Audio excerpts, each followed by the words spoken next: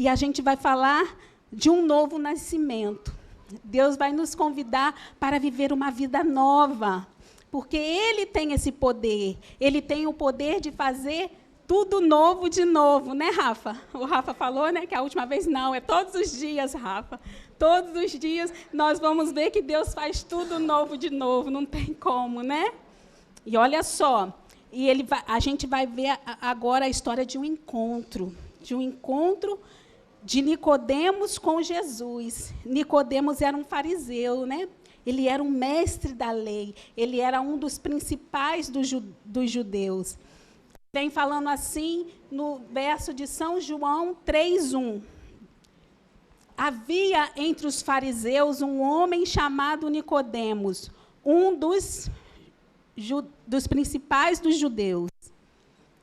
Este, de noite, foi ter com Jesus e lhe disse: Rabi, sabemos que és mestre, vindo da parte de Deus, porque ninguém pode fazer estes sinais que tu fazes, se Deus não estiver com ele. Interessante, não é mesmo? Porque Nicodemos, ele foi ter com Jesus de noite, né? E a noite pode estar simbolizando aí em secreto, né? Ou até mesmo discretamente. Vai ver, ele não queria que ninguém soubesse, ouvisse que ele estava, né, ali com Jesus, porque ele era um homem influente, né, na sociedade que ele vivia. E ele sabia que, ao ele se aproximar de Jesus, ele ir até Jesus, ele ia influenciar muitos, dos que ele conhecia. Porque quando a gente vai até Jesus, né, a gente é testemunha, a gente influencia outros. E ele teve esse cuidado, né? Ele foi até Jesus de noite, talvez com uma capa, ou talvez olhou para ver se ninguém estivesse vendo, e ele foi ter esse encontro com Cristo. Continuando no verso 2, no verso 3, na verdade, ele disse assim: a isto respondeu Jesus: em verdade te digo, que se alguém não nascer de novo, não pode ver o reino de Deus. Olha, Jesus foi direto ao ponto com Nicodemos. Nicodemos foi até a ele e fez uma pergunta, né? Falou com ele: Rabi, nós sabemos que és mestre, vindo da parte de Deus. E ele queria saber, com certeza, Jesus conhece os corações. Ele sabia o que estava no coração de Nicodemos. E ele sabia que Nicodemos queria saber algo a respeito do reino de Deus. Jesus é Deus. E Jesus logo falou para ele, Jesus nem fez rodeio. Jesus falou assim: em verdade eu te digo, se alguém não nascer de novo, não pode ver o reino de Deus. Olha, Nicodemos já ficou sem palavras ali, por quê? Porque ele era mestre da lei, ele conhecia tudo, né? Tudo sobre a lei. Ele guardava a lei, né? Ele guardava, e ele também entregava o seu dízimo, ele ia aos cultos, adorar a Deus, ele entregava, ajudava as pessoas, mas Jesus falou para ele de algo que ele não conhecia, não sabia, porque isso não é o suficiente para nós ver o reino de Deus. Não basta apenas somente a gente vir aqui na igreja, né, adorar, cantar, louvar, isso faz parte. Né? Isso faz parte, mas Jesus estava falando de algo mais profundo, de algo mais intenso. Ele estava falando assim, que é preciso o quê? Nascer de novo. Mas Jesus continua a fala com ele. E vem falando assim no verso 4. Perguntou-lhe Nicodemos: como pode um homem nascer sendo velho? Pode, porventura, voltar ao ventre materno e nascer segunda vez? E, novamente, Jesus lhe respondeu, quase com a mesma resposta do que a primeira vez. Ele falou assim, olha, em verdade te digo, quem não nasce da água e do Espírito não pode entrar no reino de Deus. Olha, é parecida a resposta, né? Da primeira vez, Jesus disse que não poderia ver, né, o reino de Deus, quem não nascesse de novo. Dessa vez, Jesus, ele dá mais um pouquinho mais aí de spoiler, né? Ele fala assim, quem não nascer, dica, ele dá mais uma dica, quem não nascer da água e do Espírito não pode entrar no reino de Deus. E agora, Jesus novamente deixa Nicodemos com uma pulga atrás da orelha, né? Que Nicodemos deu uma assim de desentendido, ele disse, mas como pode um homem já velho, que já nascer novamente, entrar no ventre da sua mãe e nascer de novo? Isso é praticamente que impossível, né? Mas Jesus estava querendo dizer nascer de forma diferente, estava querendo dizer nascer do Espírito, nascer do arrependimento.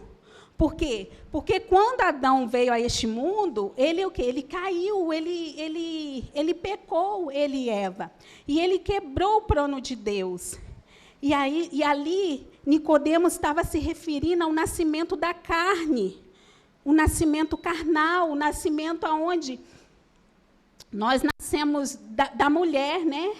Nascemos fomos gerados de um modo que de um modo pecaminoso. Nós herdamos a herança pecaminosa, desde lá do Éden. E agora Jesus, ali na frente de Nicodemos, fala para ele que não é desse nascimento que ele está dizendo. Não é desse nascimento da carne. Ele está falando agora de um nascimento diferente. Ele está falando do nascimento, do arrependimento, né? João Batista pregava o arrependimento, o batismo, né, nas águas, através do batismo do arrependimento. E agora Jesus nos fala no próximo verso.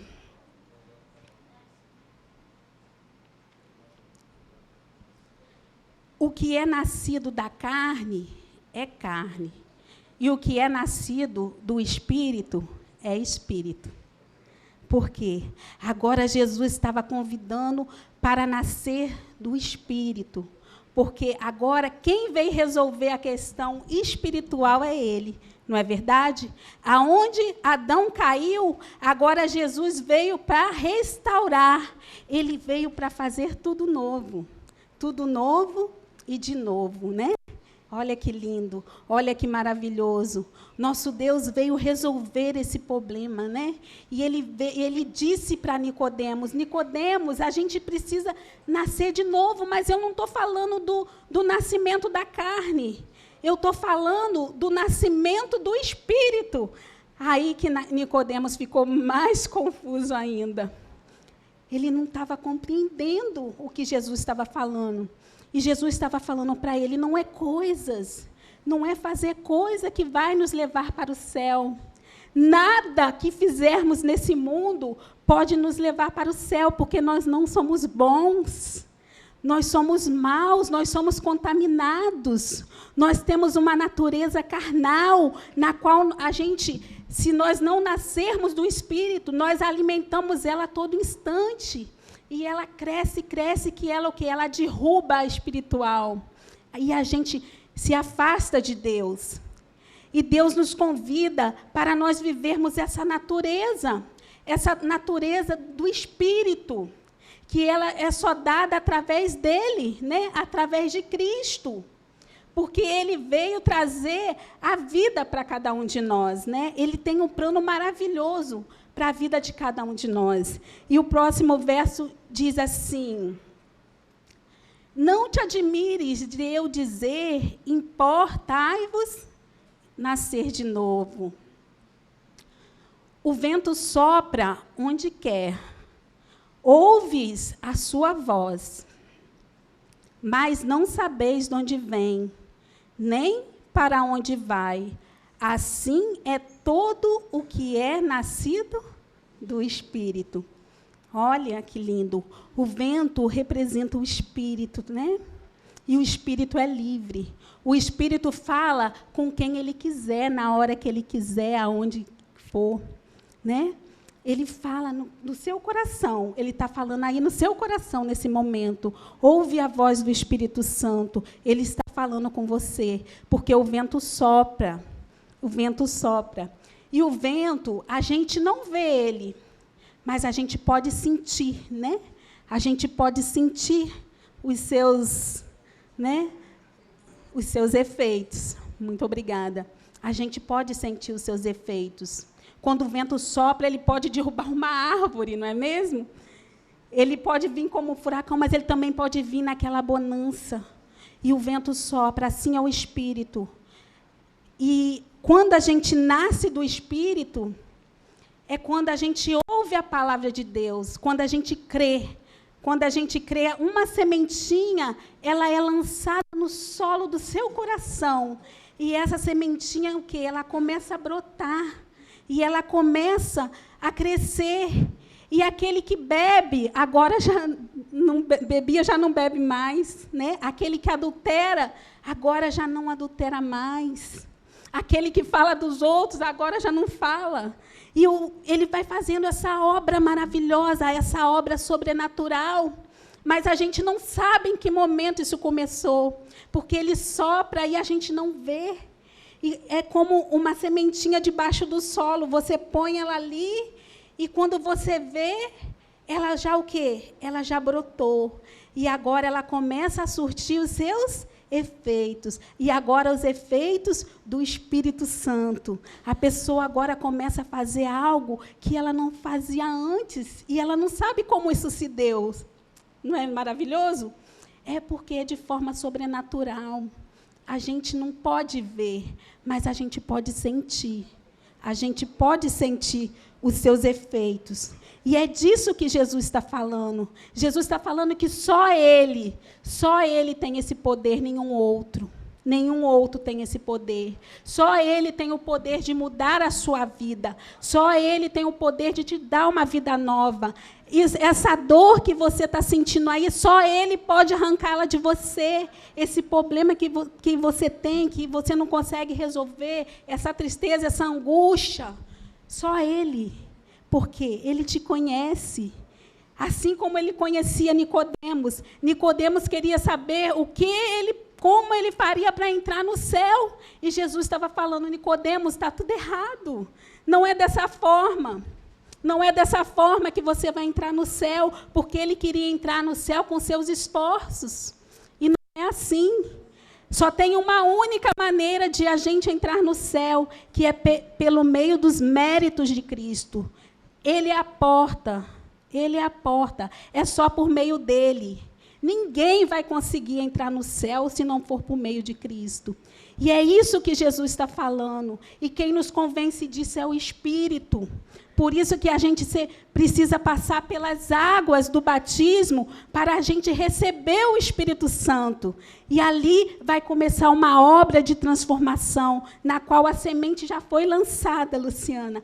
A semente já foi plantada aí no seu coração. E a gente já está vendo seus efeitos. A gente já está aqui para testemunhar a obra do Espírito Santo no seu coração, o que Jesus está fazendo. E, com certeza, você já está impactando vidas. A vida da sua família que está aqui presente, a vida dos seus amigos, a vida de toda a igreja.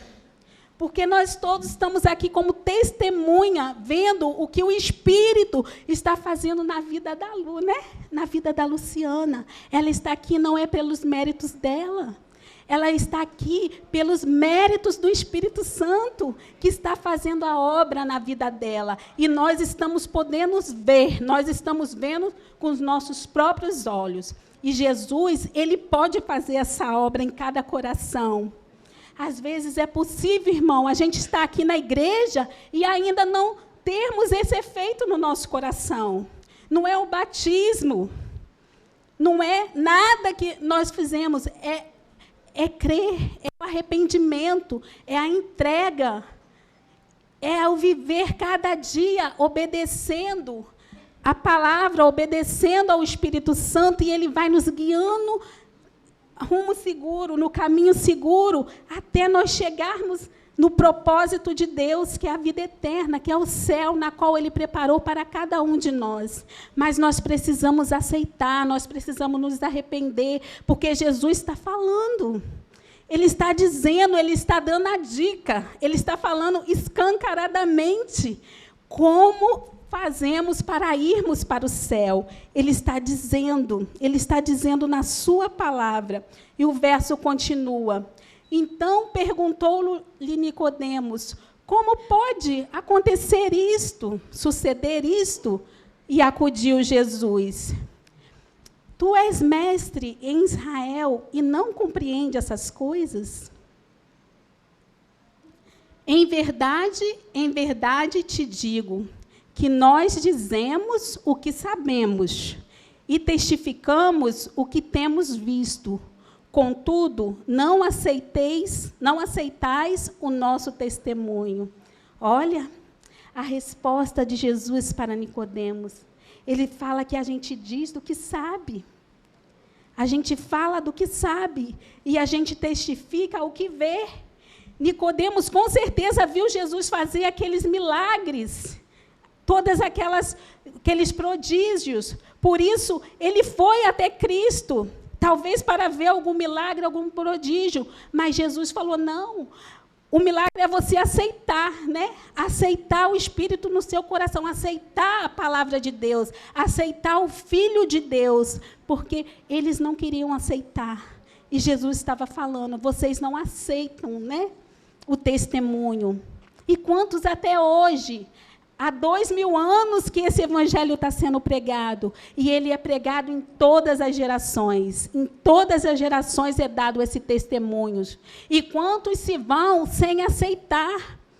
Quantos dormem e falam, não, isso não é verdade? Mas meus queridos irmãos, Jesus fala, tudo está escrito na palavra, e ele fala que é para a gente aceitar esse testemunho, porque ele é Deus poderoso. E o próximo verso diz assim: se tratando de coisas terrenas, não me credes, como crereis se vos falar das coisas o quê? Das celestiais. Então, Jesus estava falando ali com Nicodemos claramente, né? De forma carnal. Na carne, ele deu um exemplo na carne de um nascimento. E agora, ele falou para Nicodemos, se eu falando com você das coisas aqui da terra, das coisas que você vê, das coisas que você sabe, das coisas que você estudou, você não crê? Como que você quer saber das coisas do céu? Que foi o que ele foi perguntar para Cristo, né? Porque Cristo já tinha lido no coração dele, que ele queria saber das coisas do céu. Aí Jesus falou assim, você não está preparado, como que eu vou te falar das coisas do céu? Ora, ninguém subiu ao céu, senão aquele que de lá desceu, a saber, o Filho do Homem que está no céu. Olha só, Jesus se revelou ali escancaradamente para Nicodemos. Falou para ele, Jesus falou para poucos, né, que ele era o Filho de Deus, tão diretamente. E Jesus, olha como Jesus queria salvar Nicodemos. Jesus falou diretamente para ele que ele era o Filho de Deus, né? E ele falou assim, de modo que Moisés levantou a serpente no deserto, assim importa que o Filho do Homem seja levantado. E agora Jesus vira para Nicodemos e fala do que ele sabia, né, de Moisés, porque ele sabia tudo da lei. Os fariseus eram aqueles que tomavam a lei à risca, eles eram os mais rigorosos, eles faziam tudo ao pé da letra, eles guardavam tudo ao pé da letra. E agora Cristo falou para ele, assim como falou do que ele sabia, assim como Moisés levantou a serpente no deserto, assim importa que o Filho do Homem seja levantado. É um interessante, né? Interessante que a serpente na Bíblia, ela simboliza o inimigo, né? Ela simboliza o diabo, porque é a antiga serpente, o diabo, né? Satanás, o Apocalipse fala. Mas Cristo agora aqui, ele se levanta para destruir todos os ímpetos, tudo que a serpente arruinou aqui. E Jesus estava falando que ele seria levantado, né? Assim como a serpente foi no deserto, porque Jesus ele foi levantado para destruir tudo o que a serpente nos causou, né? Tudo que o diabo causou. E ele foi entregue naquela cruz, aonde a gente sabe que ao meio-dia o sol se escondeu, não é verdade? De tanto pecado que estava imposto sobre Jesus. Jesus, a Bíblia fala que ele ficou... ele não tinha aparecido em formosura, ele ficou desfigurado. De tanto pecado que estava sobre ele. O pecado de toda a humanidade estava sobre ele.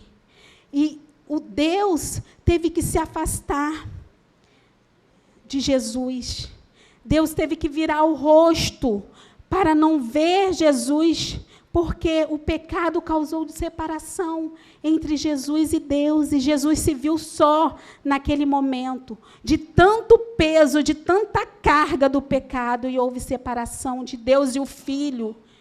E a ira de Deus foi tão tamanha, que ele teve que matar o seu próprio filho. Ele destruiu o seu próprio filho por causa de tanto pecado. Porque Jesus tomou todas as dores sobre si. Todos os pecados ele tomou sobre si. E naquele dia o céu escureceu. Foi muito forte, foi pesado. E Jesus estava ali, se entregando para morrer por cada um de nós. E continuando.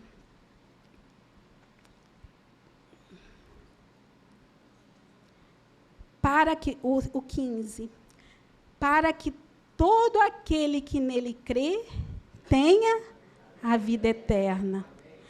Então, o passo, né, é crer. A primeira semente que é plantada é a crença. Mas como crer, né? Lá em Romanos 8 fala que para crer a gente precisa ouvir. A fé, ela vem pelo ouvir. E o ouvir a palavra de Deus. Quando a pessoa ouve a palavra de Deus e ela começa agora a colocar essas palavras em prática, né? Ela crê e começa a colocar em prática, ela começa o quê? A desfrutar da vida eterna. Ela começa a ter vida com Jesus, porque o próximo verso diz assim: é o objetivo, é o propósito de Deus. Né? Se toda a Bíblia se resumisse nessa aí, já estava dado o recado. Diz assim: porque Deus amou o mundo de tal maneira que deu o seu Filho unigênito, para que todo o que nele crer não pereça, mas tenha a vida eterna. Olha que maravilhoso, esse é o propósito de Deus. Né? É o amor que Deus tem por cada um de nós. Por amor a nós, ele enviou o seu Filho, para que nós pudéssemos ter vida, e vida de verdade. Porque o que a gente vive aqui não é vida de verdade, não é mesmo? A gente passa por sofrimento, dores. A gente está aqui para a gente... esse não é o plano original de Deus para cada um de nós. O plano de Deus para cada um de nós é uma vida sem dor, né? Sem pranto, sem luto. Não, a gente não fomos criados para morrer. Deus deu o seu Filho para resgatar esse plano maravilhoso. E o próximo verso diz assim: porquanto Deus enviou o seu Filho ao mundo, não para que julgasse o mundo, mas para que o mundo fosse salvo por meio dele, né? Mas para que o mundo fosse salvo por ele. Então, Deus deu o seu Filho para nos salvar. Né? Deus entregou o seu Filho não para julgar a gente. Porque a vontade de Deus é que todos nós estejamos com ele, quando ele vir sobre as nuvens do céu, ele quer vir buscar a todos. O próximo verso nos diz assim: quem nele crer não é julgado. O que não crê já está julgado, porquanto o que não crer no nome do unigênito Filho, porquanto não crê, né, no nome do Filho unigênito de Deus. Olha aí. Então, quem nele crê não é julgado. Aquele que crê, que acredita em Jesus, crê em Jesus, não precisa ser julgado. Não é verdade? Porque Jesus já perdoou, Jesus já apagou todas as suas transgressões, porque o propósito dele, ele morreu na cruz para isso. Ele levou sobre si todas as dores, tudo aquilo que nós cometemos, não importa o pecado que você cometeu. Jesus já pagou o preço. Você não tem desculpa para não ir para o céu. Você só não vai para o céu se você não quiser ir para o céu. Porque Jesus já pagou o preço. Ninguém aqui é indigno, ninguém nesse mundo não é digno de ir, porque o preço foi pago. E o preço foi caro, o preço foi alto.